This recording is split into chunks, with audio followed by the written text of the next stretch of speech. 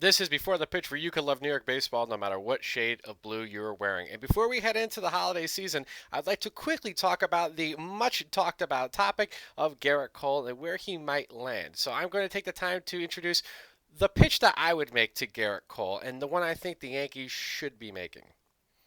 Now, the Yankees are at a slight disadvantage when it comes to making this deal for a few reasons. One, we are so used to spending so much money, we've come to know now that other teams are able to match us in offers and are willing to maybe even top ours. Now, whether that's a smart decision or not is a story for another circumstance, but other teams are willing to throw around a lot of money. One notable team that's done that a lot recently is the Angels, who have been the front runner, at least a supposed front runner for Cole as of this moment. I'm going to keep this back here to symbolize how much they will be watching us over our shoulders through this entire offseason. Now, it might be very easy to assume Gerrit Cole is going to go with the place with the most money. Well, the Yankees can offer the most money, but just because we can doesn't mean we're going to, nor does that mean that we should. Here's the thing, the Yankees are being economically responsible. We have been for a while. We've been able to find success doing that. So we've kind of lost that edge of we can outbid everyone, especially when you got teams like these guys back here who have no problem trying to top us. And quite frankly, the only reason why the Angels haven't won is because they suck at predicting the future with the people who they do sign. So with that obstacle in the way, the Yankees need to prove that they have something to offer besides money, and we do have something we could offer besides money. But before we do that, we have to talk about negotiating in general. Negotiating is about manipulating emotions, and as long as Gerrit Cole is still a person, which I believe he is, um, he has emotions that can be manipulated.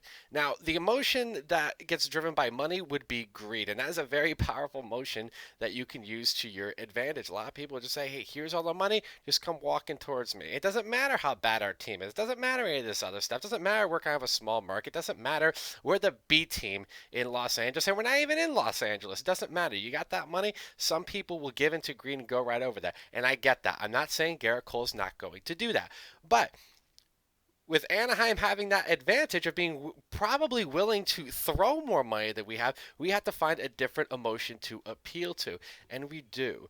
Because Gerrit Cole is an angry person right now, and angry is very easy to manipulate if you're someone who is into Star Wars. Let me explain on this. We see his reaction after just losing the World Series. He was very angry. He'd even thrown an Astros hat during his interview. He didn't even want to talk during the interview because he wanted to throw during Game 7 at some point, and the Astros didn't let him. I probably think that's the wrong decision. I think you go for broke, but I'll be thankful that that decision was made.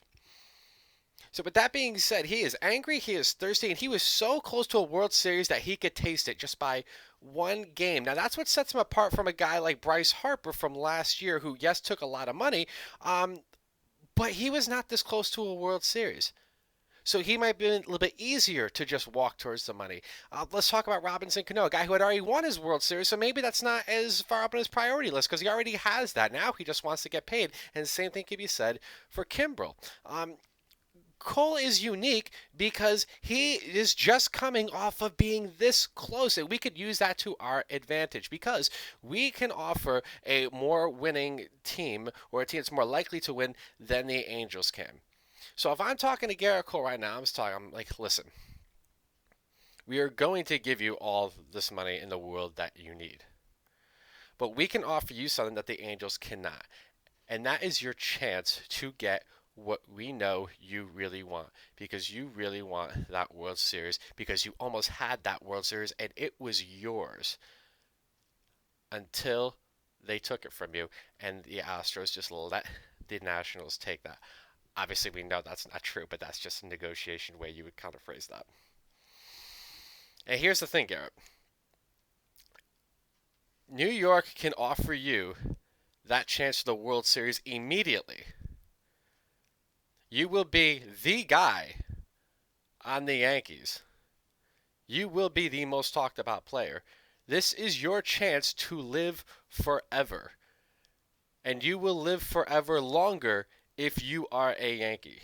and you do this with the Yankees. We can offer you the better team, we can offer you the best chance, and there is so much of a higher reward of winning with us as opposed to winning to them. Because let's be honest, that team is going nowhere fast.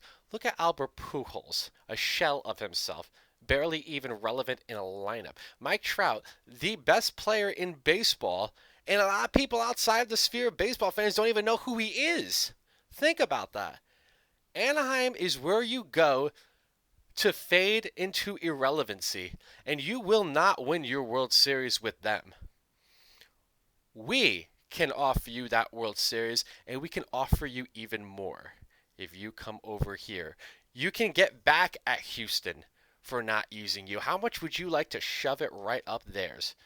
They say, no, I'm doing this, and I'm doing it with the Yankees. This is your chance.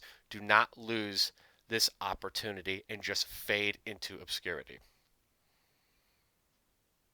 Again, I'm no master negotiator, but that is something along the path I think the Yankees have to do. We have to pitch the fact that we are a better system than the Angels. We offer more winning opportunity than the Angels.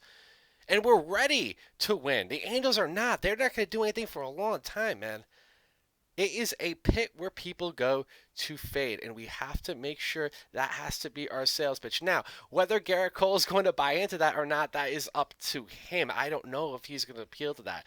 To him, it's probably going to have to balance. How much do I value winning? How much do I value money? What chance of winning is going to outweigh what amount of money, and vice versa. These are things he has to balance, but we cannot go in solely on the idea that we are going to outpay him, because we are not. We have to show him that we are offering more than that. We are offering the winning culture. We're offering your spot in history.